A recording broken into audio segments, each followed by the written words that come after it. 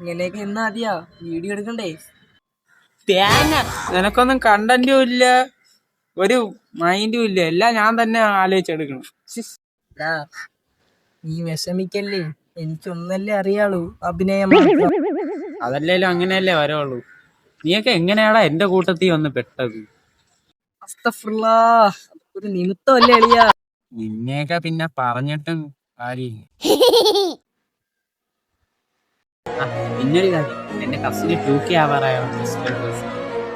പാവം, കുറെ നാളത്തെ കഷ്ടപ്പാടാണ് രക്ഷപ്പെട്ടെങ്കിൽ. അവർക്കാണെ 100 സബ്സ്ക്രൈബേഴ്സ് ആയപ്പോൾ ഉള്ള സന്തോഷം എനിക്കറിയാം. ഇപ്പൊ 2K ആവാറായപ്പം ഏതായിരിക്കും സിറ്റുവേഷൻ?